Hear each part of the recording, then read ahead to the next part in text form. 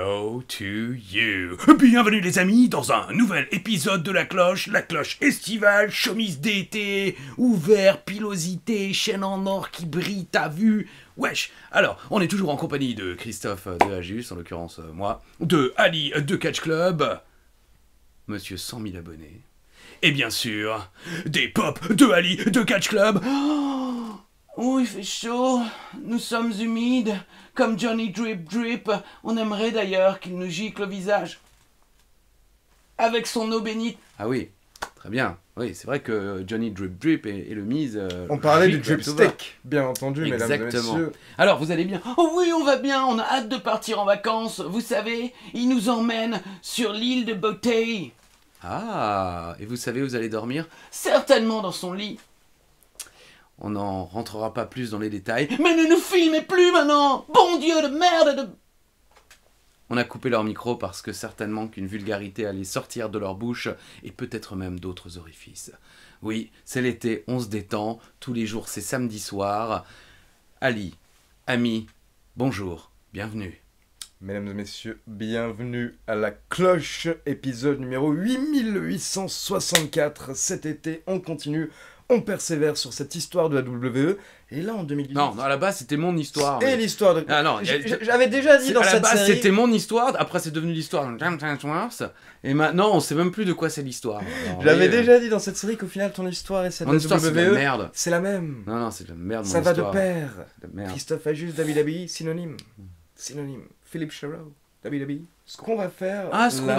c'est qu'on était sur SummerSlam. Non, on était au Japon. Mais je me suis rendu compte, je vous dis tout, je me suis rendu compte 3 ans après qu'en fait, j'avais coupé mais une énorme partie de notre voyage à SummerSlam parce qu'en fait, on était resté super longtemps.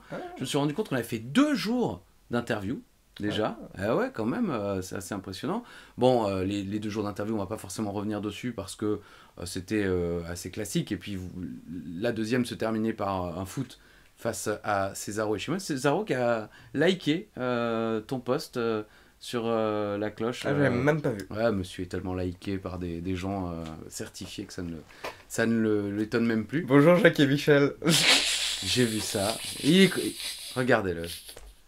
T'as eu un abonnement au moins? J'ai eu des contacts. Jackie ou Michel? Vous en saurez plus prochainement. Donc... Bonjour. Bonjour et merci à vous. Oui, 2 jours d'interview, donc déjà. Ensuite, quand je vous disais le samedi interview, en fait pas du tout, ça devait être le vendredi. Je pense qu'on est arrivé le jeudi. On a fait jeudi, vendredi interview. Et samedi, on a fait un événement WWE. C'était la première fois que ça nous arrivait. Alors, bon, classique, on n'était pas sur la liste des invités. Mais on nous a dit que ça allait avoir lieu, donc on y est allé quand même. C'était sur un des ports, donc pas un cochon, hein, un endroit, un endroit où il y a de l'eau juste à côté. Je vous dis un port, mais il n'y avait pas de bateau non plus. Mais d'où on voyait la Statue de la Liberté, au fond, bon, très au fond. Hein. Et en fait, ils avaient organisé un événement WWE et Special Olympics. C'était dans un endroit un petit peu je sais pas comment dire, une aire de jeu, une aire d'activité. Il y avait un terrain de basket et puis un endroit où tu pouvais courir avec quelques trucs où tu pouvais faire, tu sais, un parcours de santé. Ouais. Bon là en l'occurrence rien de tout ça n'était utilisé, mais je précise terrain de basket parce que de Chéreau en train de tenter un panier parce qu'il allait voir 2 Américains qui étaient en train de jouer au basket. Tu t'imagines déjà les Américains en train de jouer au basket le samedi matin, tu vois, beau gosse et tout, à Chéreau. Ouais, attends, ouais, moi j'ai fait du basket quand j'étais plus jeune, parce que Chéreau il a tout fait quand il était plus jeune. Hein. Il était champion minime de gymnastique. En vrai, il en a fait de la gym. Hein. C'est pour ça qu'il est encore capable de faire pas mal de choses impressionnantes malgré l'âge et le physique, mais je ne peux plus me moquer. Et ouais, vas-y, je vous montre les gars, je vous montre. Alors il se met sur le point central du terrain de basket, tu sais, c'est les streetballs, donc c'est en béton. Et il tente le panier de 3 points, c'est le panier à $100 000 en NBA, quoi. Et il nous fait un airball misérable. Enfin voilà, la balle n'arrive même pas jusqu'au panier. C'était, voilà, la journée commençait bien. Et ce genre de journée, en réalité, bien donc, vous avez... des gens de la presse qui sont sur la liste des invités VIP, donc pas nous. Vous avez des représentants des Special Olympics, donc des Jeux Olympiques pour, je crois, des gens qui ont des handicaps principalement mentaux. Je ne sais pas comment on dit aujourd'hui, mais c'est pas des handicaps physiques comme les Paralympiques. Voilà, exactement. Ce sont des gens qui souffrent de trisomie ou... Enfin voilà. Donc il y avait des journalistes triés sur le volet, hein, je le répète, donc pas nous. Des représentants des Special Olympics qui allaient se tenir bientôt, et vous savez que la WWE est partenaire de ces Special Olympics, et des superstars. Et ils ont organisé moult compétitions, des petites compétitions sympas, genre il y avait plus ou moins une sorte de Jenga ou je sais pas quoi, où il fallait, vous connaissez le principe du Jenga, hein, on fait une truc et il faut enlever et celui qui fait tomber a perdu. Une sorte de jeté, je sais pas, il y avait un petit monticule avec un trou dedans et il fallait jeter... Des petits sacs. Ouais, exactement. Mais ça, c'est aux États-Unis, c'est un des trucs qu'ils font le plus. J'ai oublié le nom maintenant, mais ça passe même à la télé. Ah d'accord, ok, il y avait cette petite compétition, il y avait aussi faussement de la pétanque, et puis 2-3 autres trucs comme ça, et c'était assez sympa parce que il y avait Andrade par exemple qui participait, il y avait Asuka qui participait, il y avait Kevin Owens qui, si je ne me trompe pas, arborait un beau t-shirt Eddie Guerrero, enfin, et c'était la première fois qu'on assistait à ce genre d'événement. Jusqu'à présent, on savait qu'ils avaient lieu, mais on nous avait jamais dit si vous voulez venir, venez. On aurait pour le coup vraiment aimé participer avec Philippe, hein, parce que c'est vrai que c'est amusant. En fait, il faisait des équipes de 3. Il y avait une superstar, un journaliste et un athlète des spéciales Olympiades. Et donc ça durait 2 heures comme ça de jeu, et c'est vrai que c'était assez... c'était amusant parce que tout le monde s'amusait finalement, et puis on voit les superstars dans un autre état d'esprit très détendu. Il n'y a pas du tout le côté personne va les interviewer ni rien. Évidemment qu'il y avait des gens qui filmaient, de la WWE, de la presse locale de New York, et certainement des représentants des Olympiades. Et puis nous, Philippe et moi, on a fait quelques petites stories, quelques plans comme ça, par-ci par-là. Mais c'est vraiment juste pour s'amuser, pour la good vibe. Et c'est le genre d'événement WWE, voilà, dont vous n'entendez pas forcément parler, mais qui permettent, enfin, tu vois, c'est un petit goûter. On aurait été en France, ils auraient fait des merguez, des trucs comme ça, mais voilà, il y avait du jus d'orange, il y avait du coca à boire, des gâteaux, et bonne ambiance, un peu ambiance kermesse. C'est trop marrant. Fin d'année à l'école primaire. Donc effectivement, c'était vraiment super sympa et super drôle, et on était vraiment très contents de pouvoir y assister et de voir un petit peu Asuka, Andrade, KO et d'autres. Donc ça, c'était la veille de ce match-là ? Ça, c'était le samedi matin. Ok. Le samedi matin, tout à fait. Et autre chose que j'avais également oublié, si nous étions restés à Raw et à SmackDown, en réalité, c'était pour commenter Raw et SmackDown sur place. Sauf que dans le groupe AB, ils étaient persuadés que nous allions commenter ringside, Raw et SmackDown, comme nous l'avions déjà fait, ou qu'on avait fait semblant de le faire. On l'avait expliqué dans un autre épisode, on faisait du playback, de commentaires.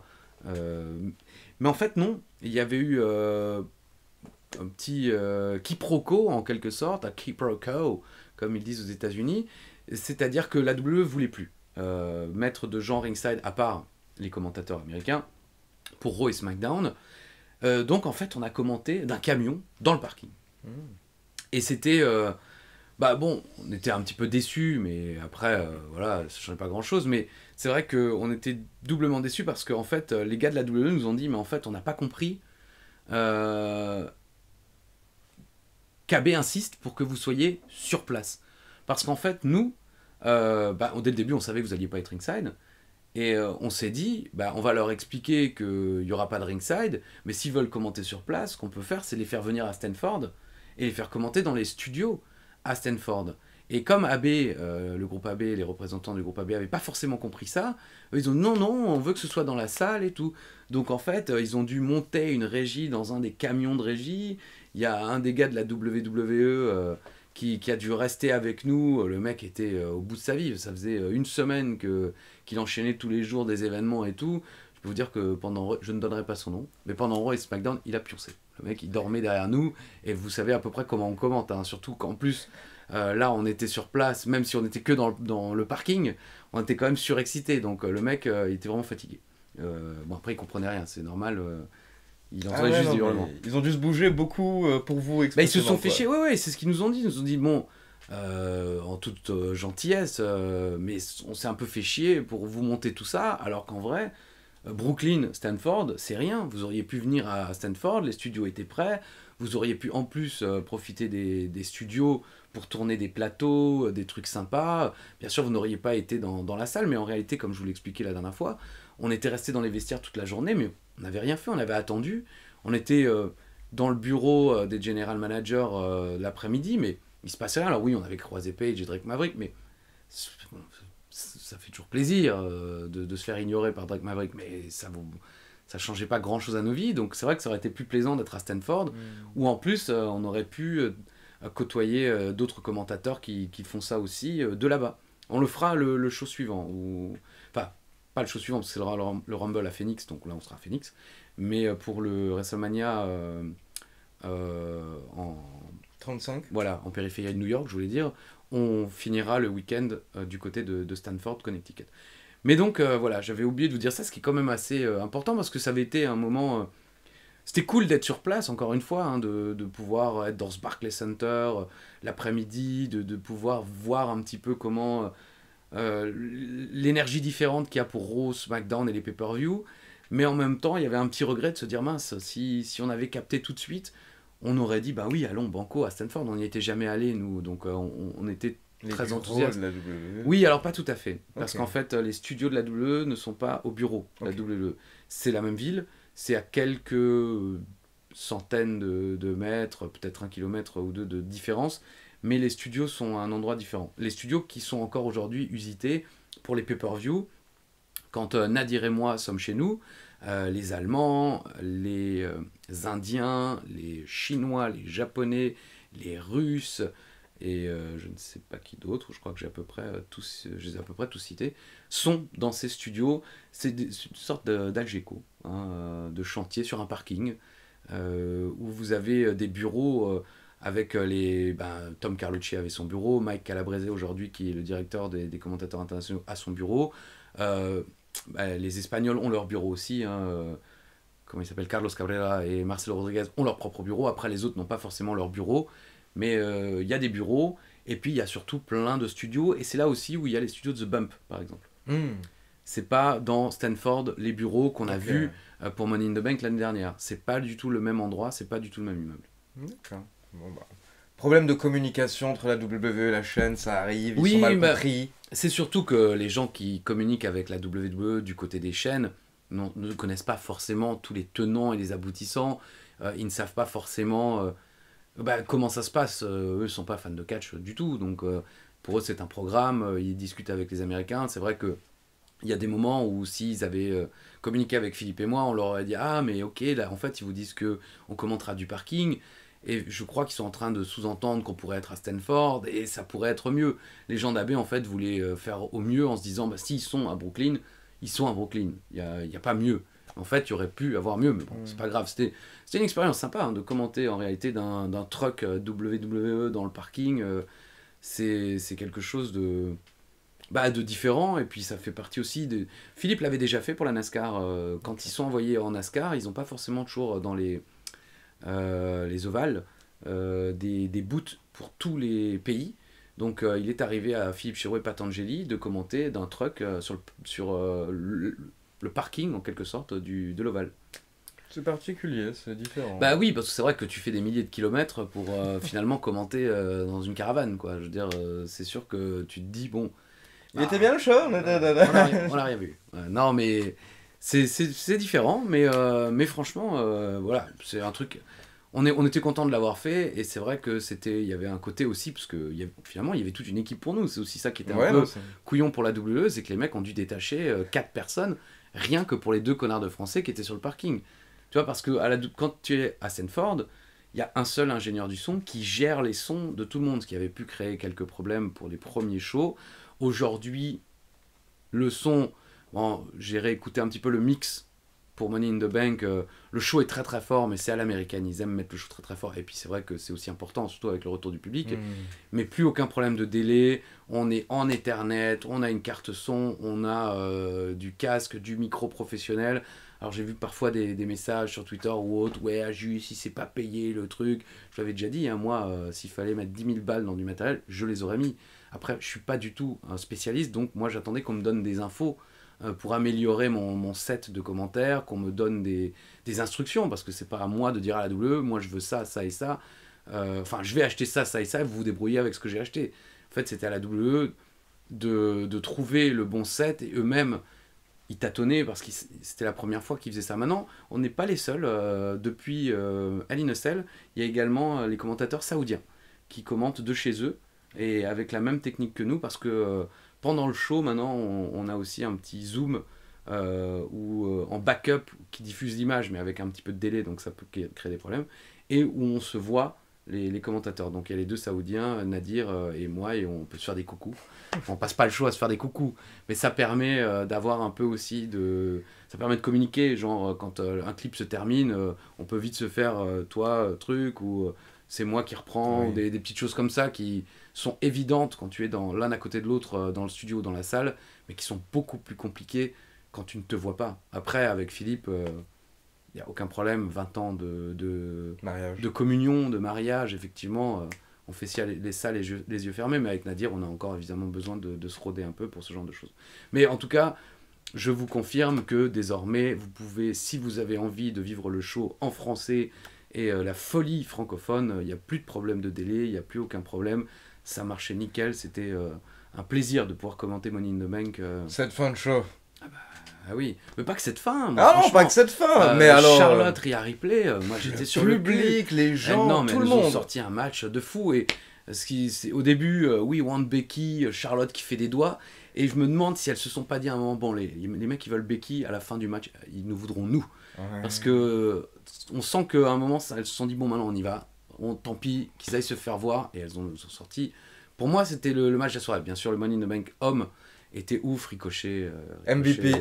Était au-dessus du lot, bien sûr, mais voilà, moi, Rhea Ripley, Charlotte Flair, parce qu'il n'y a pas d'artifice, tu vois, il n'y a pas de stipulation, il n'y a pas d'échelle, elles ont sorti un match de fou de catch à l'ancienne, et ça, c'est, en plus, on a quand même beaucoup de critiques toujours pour les femmes, là, voilà, on sait, et beaucoup de critiques contre Charlotte Flair aussi, les gens n'aiment pas qu'elle ait autant d'opportunités, mais force est de constater que, quand elle est dans le ring, si on lui donne le temps et l'opportunité, les matchs sont à couper le souffle. Bah, c'est ce que j'ai dit. En soi, dimanche, tout le monde était pour Rhea Ripley quand même, ou une large majorité. Mais à la fin du match, tu ne pouvais qu'applaudir Charlotte Flair. Et c'est ce que toute la salle a fait. C'est ce que tous les gens sur Internet ont fait. Parce que merde, elle est trop forte. Elle est trop forte. Elle est excellente dans son rôle. Et c'est clair que ce match...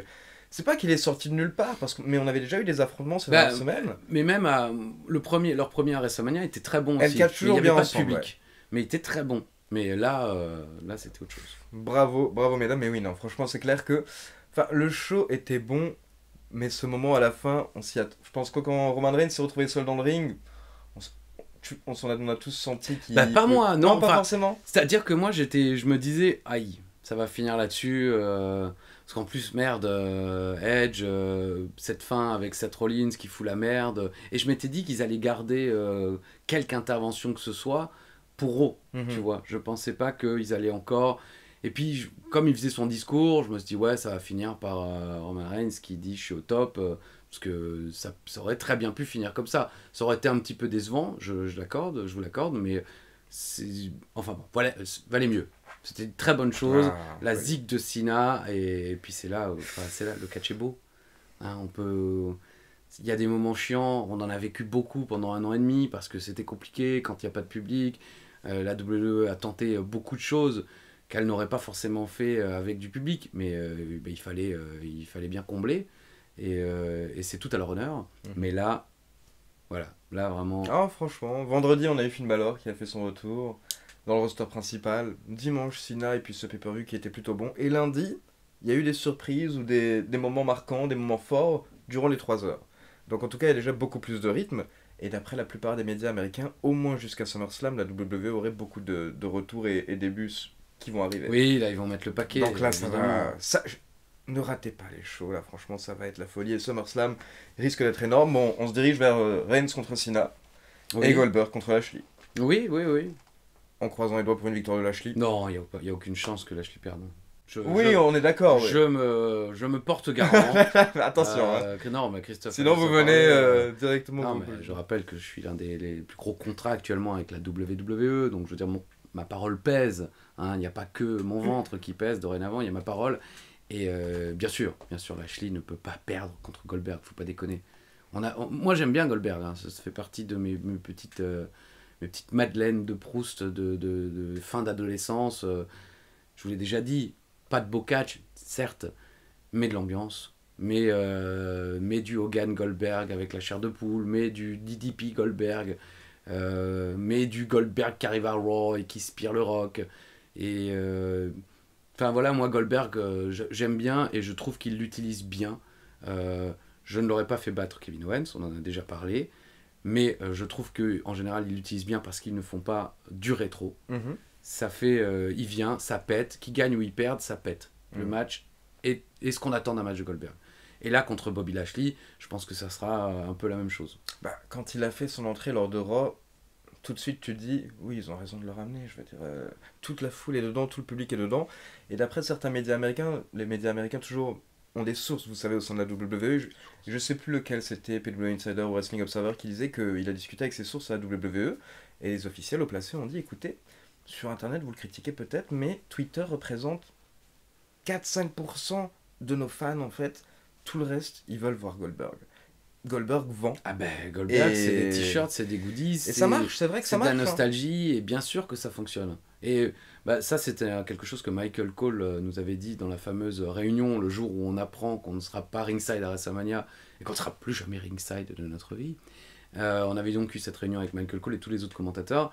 Et Michael Cole, bon, principalement aux nouveaux, parce qu'il y avait énormément de nouveaux ce jour-là qui faisaient leur premier show. C'est quand même assez fou de se dire, le mec commence à WrestleMania, quoi. C'est un peu fandango-esque, quoi. Et il leur avait dit, je vous dis aussi tout de suite, les réseaux sociaux, regarde, moi, personnellement, j'ai des comptes, hein, mais je crois que j'ai plus tweeté depuis 2012, j'ai plus posté un truc. Internet, ça veut rien dire, ça n'est rien. Bien sûr que c'est important parce que la communication, parce qu'aujourd'hui il y a aussi tous ces mouvements qui peuvent faire ou défaire des carrières et des gens, mais en réalité pour des entreprises aussi gigantesques, c'est pas le cœur de cible parce que pour beaucoup c'est pas les gens d'internet qui dépensent de l'argent. La plupart des gens d'internet, d'ailleurs, quand je vois sur Twitter, les mecs qui vont jusque dans mes mentions à moi pour demander des liens gratuits, après évidemment que je ne vais pas leur donner, je le prends pas mal, moi aussi j'ai été jeune, mais c'était à une époque où il n'y avait rien de disponible. Aujourd'hui, vous pouvez quand même légalement regarder des shows et essayer de soutenir un peu le business. Après, je ne juge pas ceux qui ne le font pas et qui préfèrent la gratuité et la galère du truc qui coupe en plein milieu, d'y retourner, tout ça. Mais voilà, c'est ça aussi Internet, c'est que on veut tout gratos, on veut tout juger, on a tous raison, notre avis est plus important que tous les autres. Bon. Voilà. Hein, je reste comme ça un petit peu en l'air. Ça me met un petit peu de suspense. Non, mais c'est vrai que sur Internet et notamment sur Twitter, en tout cas, on a les fans qui sont à fond, en fait, niveau catch et qui représentent une minorité. La majorité, en fait, c'est ceux qui souvent allument Raw le lundi soir aux États-Unis. Et à 23h, une fois que c'est terminé, ils l'éteignent. Et ils vont pas passer du temps, en fait, à tweeter après sur le show ou aller sur les forums de news, etc. Et je pense que c'est ceux qui prennent finalement le plus de plaisir parce qu'en fait, Ouais. nous, on est tous blasés parce que on vit catch toute la semaine, toute la journée.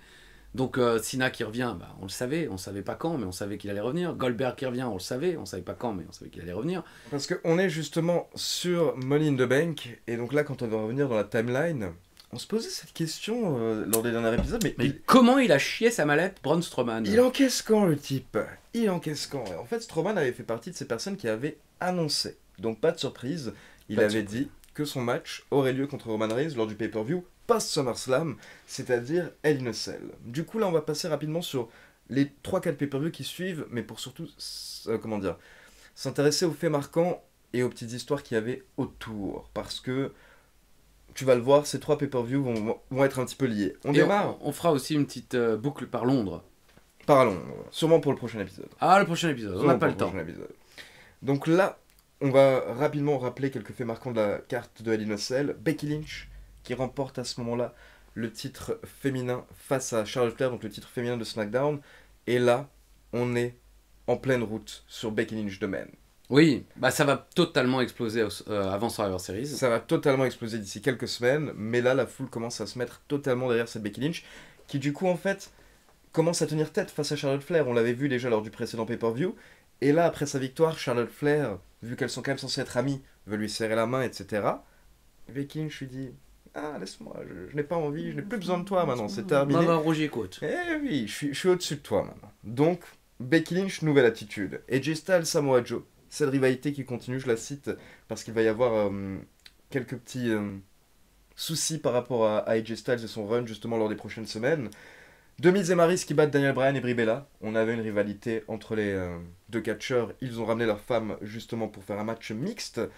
Ronda Rousey qui bat Alexa Bliss pour conserver son titre. On sait qu'elle avait remporté le titre à SummerSlam. Ouais. Et donc le main event. Roman Reigns qui défend le titre face à Braun Strowman. Et là. Lesnar. C'est un Hell in a Cell match. Donc bien entendu, c'est le pay-per-view Hell in a Cell. Il arrache. Ah, et en plus, Mick Foley en arbitre spécial. Mick Foley en arbitre Putain, spécial. c'est dingue. Ouais. C'est là où on se dit, putain, qu'est-ce qui se passe avec notre cerveau, hein, parce qu'un Hell in a Cell avec Mick Foley en arbitre, j'en ai aucun souvenir. Moi non plus. Zéro souvenir. Alors après, comme souvent dans les commentaires, vous allez dire, bah si, moi je m'en souviens très bien et tout.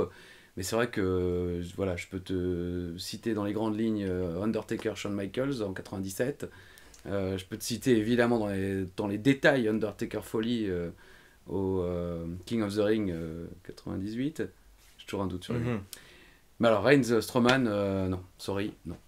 Ouais, non, mais pareil, honnêtement, ce main event m'a pas du tout marqué. Je me rappelle juste la scène de Lesnar qui démonte la porte de Hell in a Cell. C'est la seule chose qui... J'ai vaguement quelques souvenirs parce que je me souviens qu'il arrive, tout le monde qui le hue, tout le monde qui se demande qu'est-ce qui se passe.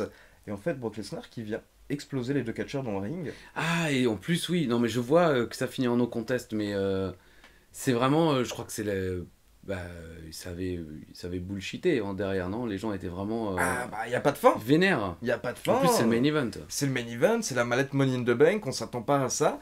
Ce qui est drôle. Plus dans un Hell in a Cell. Et c'est drôle parce que les semaines suivantes, tout le monde est là, mais en mode. Mais ça va pas compter, je veux dire, du coup, il doit garder sa mallette ou quoi. Enfin, les gens étaient choqués que la mallette soit utilisée d'une manière aussi inutile au final, alors que dans la storyline, ça colle plus ou moins. Enfin, ça colle.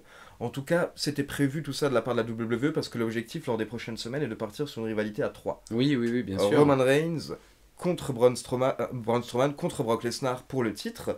Et c'est notamment un match qui va être fixé pour Crown Jewel. Mais j'aimerais quand même, parce que je sais que beaucoup... Randy Orton, Jeff Hardy, Hell in a Cell match aussi. Ah oui. Et on est dans cette rivalité horrible, où Randy Orton veut lui arracher les trucs d'oreille, non? Et justement, c'est lors de ce match, oui, exactement, il va sortir des trucs, il va le mettre dans l'oreille d'Hardy. Et le finish aussi est intéressant, parce que Jeff Hardy s'accroche en haut de la cage, il commence à se balancer pour faire un splash sur... non, parce qu'il est tout en haut de la cage. Et en fait, Orton s'enlève tout simplement. Orton était sur une table, il s'enlève, et donc Jeff Hardy passe à travers la table, du haut de la cage, qui est quand même une belle chute, encore une fois, pour Monsieur Hardy, qui a repris des forces cette semaine, j'ai envie de dire d'ailleurs. Hein. Ah oui, bisous NXT. Ah oui, bon... Après, moi, honnêtement, je suis pas très Karrion Kross. Hein. Moi, Dexter Lumis et Karrion Kross, je sais pas qu'est-ce qu'il fait Dexter Lumis, il est encore là? Il est encore là, il est dans sa rivalité Love Story avec Indy Hartwell. Ah, ok, d'accord, oui. Parce que honnêtement, depuis que ça n'est plus sur l'équipe, malheureusement, j'ai un petit peu laissé de côté. J'ai beaucoup de choses à faire actuellement. Je suis en plein déménagement. J'ai un ami qui va passer la bague au doigt à sa bien-aimée et je suis témoin. Donc je participe activement à l'organisation. De l'enterrement du garçon? Non, ça c'est déjà fait depuis longtemps, mais on a été alors d'un calme. Ah non, on est parti juste à 3 avec l'autre témoin dans un chalet en montagne. On a fait un week-end apéro viande. Parce que mon copain... vous appelez ça comme ça? Non, c'était barbecue, apéro et promenade en montagne. On a changé. Bon, on est vieux Et puis on a plus 20 ans, et puis ils sont ensemble depuis très longtemps, ils ont déjà 2 enfants et tout, donc il n'y avait pas du tout le côté j'ai 20 ans, stripteaseuse, tout ça, on a donné aussi pour les précédents amis plus jeunes qui sont mariés. Mais bref, tout ça pour dire qu'effectivement, entre les commentaires avec Philippe, le network, les différentes choses, même au niveau de la communication sur les réseaux, j'ai un petit peu laissé de côté NXT, Ouais, non, je comprends. comme malheureusement aussi pas mal de gens, je Bah, crois. beaucoup. Depuis que c'est plus diffusé en France, beaucoup de personnes ne savent plus trop ce qui se passe. La petite bonne nouvelle, du coup, et attention, spoiler, coupez le son pendant 10 secondes si jamais vous regardez NXT semaine après semaine. Pour les autres, Samoa Joe est de retour. On l'a déjà dit il y a 2 semaines. Non, Mais si. officiellement sur les rings. Ah oui, d'accord, pardon. Il a annoncé son retour officiel sur les rings pour le prochain NXT Oui. TakeOver qui aura lieu le lendemain de SummerSlam. Samoa Joe contre Karrion Kross pour le titre NXT. Donc c'est très bien joué parce qu'en plus il y a forcément un suspense énorme, vu que là on s'attend un petit peu tous à ce que Kross perde, vu qu'on pense qu'il va aller à Raw, mais justement ça peut être le genre de situation où la WWE va peut-être nous surprendre, mais en tout cas Joe est de retour. Joe est de retour dans les rings, mesdames et messieurs, il n'avait pas catché depuis février 2020. Donc franchement, il était temps. Roman Reigns, Braun Strowman, tout le monde est KO, l'arbitre arrête le match, no contest. Cette rivalité va nous mener à Crown Jewel sur lequel on va avoir beaucoup de choses à dire. Mais avant de ça, avant de ça, nous avons 2 shows spéciaux. On va dire un show d'abord qui va avoir lieu en Australie, c'était à Melbourne. C'était à Melbourne. Et gros stade, hein. Énorme stade, oui. Alors quelle est la combien capacité? Il y avait 70 000 personnes. Quand Et même. la WWE, je crois peut-être qu'il nous avait dit plus. 110 000. Non, mais de toute façon, c'était gigantesque. Ah, c'était fou. Grosse ambiance. Et en plus, un vendredi soir, heure totalement, je crois que ça commençait à 17 ou 18 heures. C'était. Attends, montre. On est en quoi là? En Eh oui, octobre. en plus, les 50 ans de Philippe Chiro. Oh. Eh oui, on avait. Party time. Ah non, mais. Et puis Philippe était pas au courant, mais avec. La chaîne, on avait en secret préparé un petit montage en fin d'émission et je me souviens parfaitement, bon, on va évoquer le show dans un instant, mais à la fin du show, le show se termine et Philippe dit, comme d'habitude, vous le savez, hein, c'est Philippe qui dit au revoir, qui conclut le show en général. Et là, il dit au revoir. Je dis non, attendez Philippe, on va quand même garder l'antenne encore un petit instant parce que, évidemment, on a une petite surprise. Et là, ils ont lancé le clip et c'est vrai que c'était un joli clip. Après, je veux dire, de toute façon, on avait déjà quasiment 20 ans de carrière ensemble. Il y avait beaucoup d'images d'archives, donc c'était un clip très sympa et je me souviens vraiment de l'émotion de Philippe parce que c'est ses 50 ans et ça fait partie aussi des trucs du métier, c'est que c'est 50 ans, il aurait peut-être préféré ce vendredi soir-là être à la maison auprès de ses enfants, de sa famille, fêter ses 50 ans. Bon, c'était un vendredi et je pense qu'il les a tout à fait fêtés le lendemain comme il se doit, mais voilà, il était à l'antenne, comme toujours Philippe, c'est un professionnel, enfin il lui est arrivé parfois des drames humains, familiaux, et le lendemain, il était présent, je me souviens d'une fois à Bercy, où il a fait toute la journée, du matin 7h jusqu'au soir 2h du mat, et c'est seulement à 2h du mat qu'il nous a annoncé en fait une mauvaise nouvelle dans sa famille, et le professionnel qu'il est, c'est toute la journée on s'est rendu compte de rien. Il a été le Philippe Chiro habituel, il a bossé comme un porc, il a fait tout ce qu'il avait à faire, sourire, blague, tout ça, et ça c'est la force de Philippe, et ce jour-là, pas de mauvaise nouvelle, mais quand même 50 ans, c'est un gros anniversaire, et il était avec nous. C'est fou.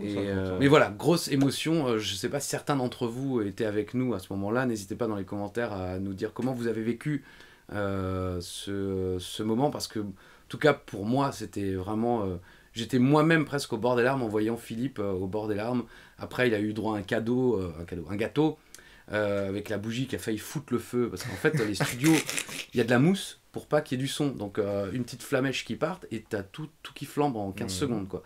Et il y a un détecteur de fumée. Et je crois que le détecteur de fumée s'est allumé. Bon, vous ne l'entendez pas en direct, mais enfin voilà. Un très très bon souvenir. Ensuite, on a mangé le gâteau. C'était émouvant. Voilà. En plus, certains des techniciens qui étaient là avec nous au niveau du son, de l'image et tout, sont des techniciens qu'on connaît depuis longtemps, avec qui on travaille beaucoup et qu'on aime beaucoup. Donc c'était, je pense, un bon moment pour Philippe parce qu'il s'y attendait pas en plus. il pensait pas que on allait... parce que les chaînes de télé ne font pas forcément. C'est Ouais, presque c'est une sûr. prise d'otage d'antenne. Je veux dire, t'es pas obligé de diffuser un clip en l'honneur de ton animateur sous prétexte qu'il a 50 ans et tout ça. Mais donc, il s'y attendait pas et il était extrêmement touché et extrêmement... voilà, ravi. Ah bah, ça faisait toi, t'avais passé 18 ans déjà à ce moment-là avec lui quand même, quoi. Oui, oui, T'imagines, bien tu sûr. l'as connu à 32 ans, quoi. Donc, Je l'ai le connu voir à- se transformer. je l'ai comme connu ça, à c'est 32 clair, ans, célibataire sans enfant. Euh, et j'ai vu toute l'évolution. J'ai vu. Bon, c'est déjà un homme quand je l'ai connu à 32 ans, bien sûr, mais beaucoup plus mature que moi au même âge. Mais voilà, j'ai vu l'évolution, le monsieur que c'est devenu, et puis tout son parcours à AB, TF1, Automoto, les boîtes de prod, que ce soit la Maison du Bluff ou sur C8. Je sais pas si vous avez vu, à un moment passé, il y avait du e-sport sur C8 pendant quelques temps, produit par Cyril Hanouna, en coproduction avec Philippe Chéreau et sa boîte de prod. Philippe Chéreau était coproducteur aussi. Enfin voilà, il a fait des programmes dont on ne sait pas forcément qu'il était à l'origine ou qu'il gérait tout, mais il a fait des trucs dont il est quand même assez fier, aussi des documentaires qui ont été primés sur des courses de voitures. Cars. Il a fait Cars, bien Cars. sûr. Cars. Il a fait moult films, je sais il y a pas longtemps, il a fait commentateur de catch dans un animé, mais comment on appelle ça, court. Un film court, c'est un... Putain. Un court-métrage. Ah voilà, ma métrage ne venait pas. Dans un court-métrage animé. Donc j'ai un petit peu voulu, parce que... Dire, bon, le commentateur de catch dans le duo, c'est moi. Hein, lui, il travaille avec des grands noms de la voix et tout. Mais bon, donc ça devrait bientôt sortir, je sais pas quand, mais voilà, il a fait un documentaire aussi sur Amazon, sur la F1, un documentaire assez classe qui est sorti il y a pas longtemps. Enfin bon. Il est très occupé, quoi. Ah oui, oui, non, mais il travaille. Hein, Ouais. C'est-à-dire que le talent attire le travail. Hein, c'est un petit peu pour ça que moi je suis ici. Le Comprenez bien. talent attire le travail. Non, c'est pas ça. On va parler de talent. On va parler de vrai talent. Et moi j'avais adoré ce show. En plus, non, franchement c'était vraiment classe. Ambiance de ouf. Ambiance Énorme, scandale. Danse de vandale. Art de rue. C'est Non, ça. oui, bien sûr. Non, la carte, franchement, on a de très beaux matchs. Ça démarre avec deux barres contre New Day pour les titres par équipe de SmackDown. En plus, là, ils s'enchaînent pendant 6 mois, je crois. Ces deux équipes vont s'affronter. Mais ça donne toujours de très très bons matchs. Charlotte, Becky, la rivalité continue.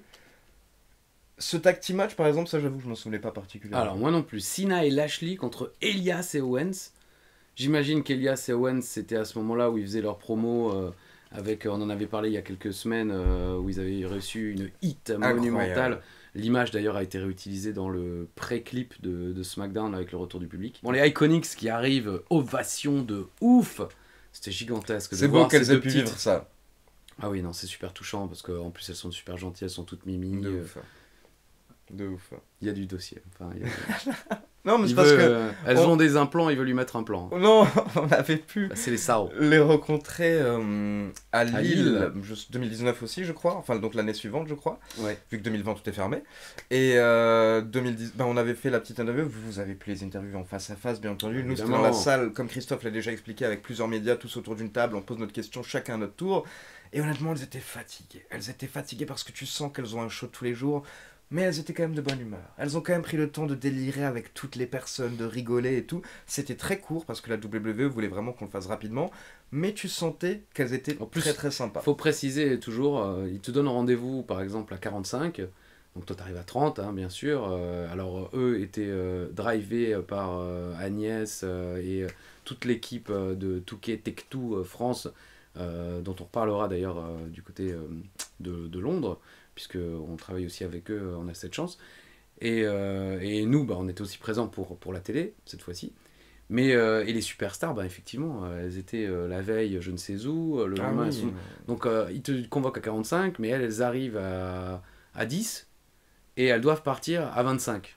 Donc, et dans ce quart de temps, elles doivent faire une interview avec eux, une interview avec nous, une interview avec la presse écrite, et tout ça, garder le sourire et faire semblant qu'on est les gens les plus incroyables au monde qu'elles ont jamais rencontrés. Alors qu'en soi, t'as envie de te poser à l'hôtel, quoi. Tu sors de je ne sais combien de temps de voyage, souvent en bus, quand ils sont en Europe parfois. Enfin, pas forcément, mais en tout cas, voilà.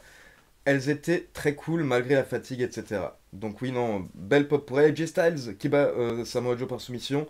Ronda Rousey et les Bella Twins qui battent le Riot Squad. Ça, c'est important aussi. Parce qu'en fait, lors du Raw suivant, Ouais. on a le droit à un rematch, le nouveau 3 contre 3 féminin. Et après le match, on a les Trahison. Bellas.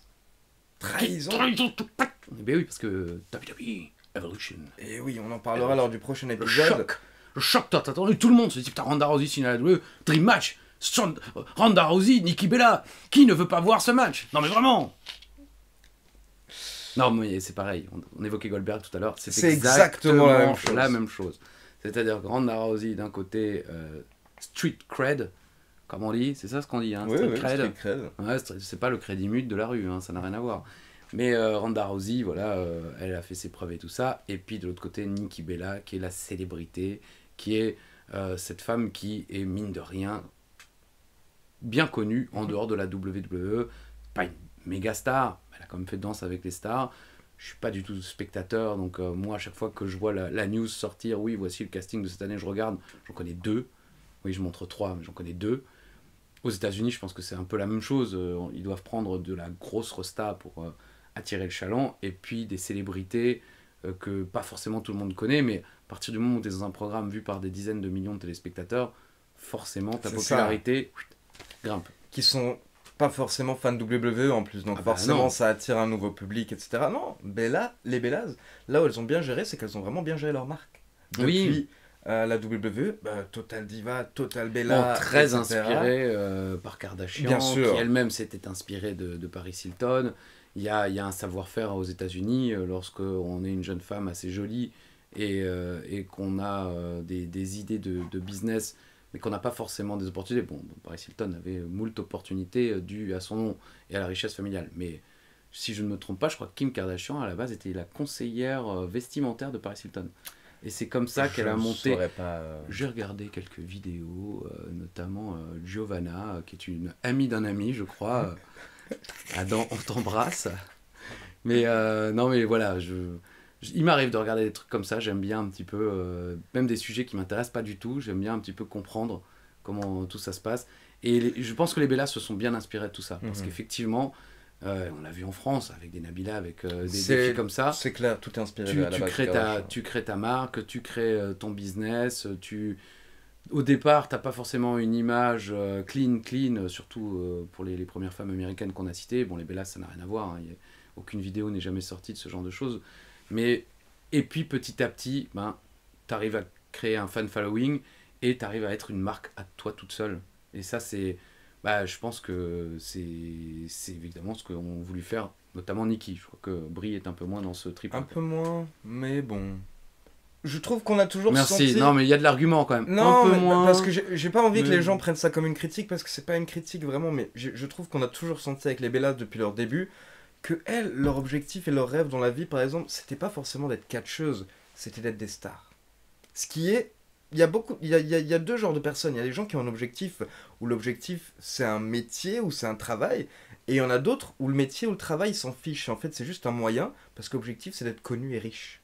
Et les Bellas, je trouve, depuis le début, tu sentais clairement, elles, c'était peu importe ce qu'on fait, Bon, encore on une veut fois, devenir riche et trucs. j'ai Par l'impression contre, que elles ont bien fait. Brie a quand même pris un autre chemin en épousant Daniel Bryan et tout, et puis même on sent qu'elle est plus intéressée par une vie un tout petit peu plus Un peu simple, plus simple, oui. un peu plus nature, tout ça, alors que Nikki c'est vraiment... Mais après, par contre, voilà, je veux dire, c'est pas une critique parce que Ah bah, elles se sont non, fixées non. des objectifs et elles sont réussies. C'est-à-dire que si Elles on ont avait réussi. pu, on aurait aimé, hein. Je veux dire, moi j'ai autant de poitrine que Brie, ça ne paye Manque pas. juste hein. le jumeau. Si t'avais un jumeau, ça aurait pu faire un tag team. Un jumeau de main peut-être. Identical hand twin. Donc, on va terminer, on va conclure sur le pay-per-view australien parce qu'on a... Bah, le main event, tu as changé de page, hein, parce que là t'es déjà sur Evolution. Exact, je me disais, pourquoi il n'y a plus que des matchs féminins? On a donc ce main event dont on voulait vous parler tout de même, mais alors celui-là, pareil, j'avais oublié un petit peu ce match. Je me rappelle très bien de Crown Jewel, mais Triple H accompagné par Shawn Michaels contre The Undertaker accompagné par Kane. Ils avaient dit que leur dernier match, déjà, c'était censé être la fin d'une ère, donc en fait, celui-là est vendu comme The Last One Ever. C'est censé être le dernier match entre Triple H et The Undertaker. Le match n'a pas forcément été très très bien accueilli par les fans, par sa lenteur, le manque d'action. En plus, bon, ils ont pris le petit raccourci de se dire que ce sera un ODQ. Donc ça permet très rapidement d'aller à l'extérieur du ring, très rapidement d'utiliser des armes, les tables. Décision qui a sûrement été prise à la dernière minute. Car pour info, ce n'était pas annoncé Oui, en il l'annonce. ODQ. Et quand le match démarre d'un coup, t'as l'autre qui fait au fait, c'est un ODQ. Et là, tu dis, ah, peut-être qu'ils ont capté qu'il fallait essayer d'utiliser tout ce qui est possible. Oui, on va après, dire. ça se colle aussi un petit peu dans le côté Triple H fait partie de la direction, donc dans l'histoire, tu peux dire Mhm. c'était pas annoncé et c'est Triple H qui a organisé ça en sous-main pour prendre l'avantage sur l'Undertaker direct. Bon, après, moi je pense que évidemment, et tu penses pareil, et je pense que c'est ça, c'est permettre de prendre des raccourcis parce que c'est sûr que tu vas pas pouvoir aller à 200 à l'heure dans le ring, donc c'est plus simple d'utiliser des armes pour chercher des pops et ce genre de choses. Il y a le film. Pas Kane celle-là. et Shawn Michaels qui interviennent tous les deux lors du match. The Undertaker qui veut même porter un tombstone à un moment à Shawn Michaels. Ça permet justement à Triple H de prendre l'avantage pour pouvoir porter le pedigree pour la victoire. Après, est-ce que quand tu dis c'est mal accueilli par les fans, en Australie aussi?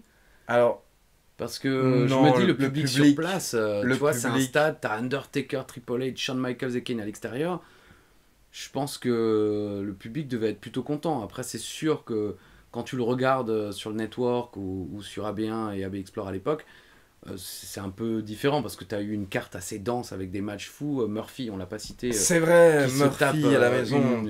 une pop exceptionnelle et qui sort un match. À l'époque, on connaissait pas trop 205 Live, donc Il bat Cédric Alexander pour devenir champion cruiserweight chez lui. Quelle folie. et c'était un match de fou. Quelle C'était un folie. match de dingue et que 10 minutes quoi. Donc, Mais là, ce match est près d'une demi-heure. C'est sûr que c'est pas le même rythme. le match le plus long de la carte, bien entendu. Non, le public est content de voir, je pense, ces 4 catcheurs tout de même, ça s'entend. Et surtout, en plus, il y a un petit angle à la fin du match parce que, une fois que le match est terminé, au final, Triple H et Shawn Michaels vont aider The Undertaker et Kane à se relever. Et ça se termine on serre la main et embrassade, etc. Mais d'un coup, quand Triple H et Shawn Michaels partent, ils se font attaquer par The Undertaker et Kane, en fait. Comme vous le savez très bien, c'est pour mettre en place le tag match. Non, ce qui est étonnant un petit peu, c'est dans la partie réception par rapport à ce show. On dit que le match qui a été le plus critiqué par les médias, c'est Daniel Bryan contre The Miz. Daniel Bryan et Brie Bella, non, c'était pas un match par équipe. Là, en Australie, je crois que c'est à nouveau 1 contre 1. Oui, en Australie, c'est à nouveau 1 contre 1. Ah oui, mais parce que ça dure 2 minutes 25 aussi. Daniel Bryan contre The Miz, 2 minutes 25. Ce match a été très très critiqué par les fans, oui, parce qu'ils s'attendaient sûrement à beaucoup mieux.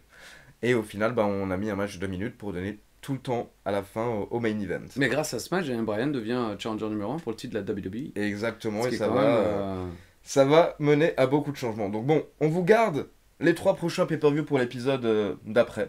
Vu que Ok. là, on a pu terminer SummerSlam et faire Hell in a Cell, plus Super Showdown, ça fera 3 et 3. Ok. Et puis petit voyage à Londres également pour aller rencontrer la reine Charlotte Flair pour la sortie du jeu WWE 2K19.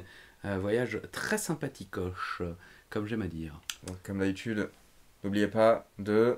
De liker, ouais, de partager, bien sûr. Ouais. Commenter également, n'hésitez pas, hein, c'est bon pour être un petit peu dans la Matrix et être plus vu. Mais vous savez, on ne fait pas ça pour les vues. On fait ça pour transpirer dans une pièce de 80 degrés sur des chaises dégueulasses. Alors que l'ordi a droit à une chaise à 2000 €.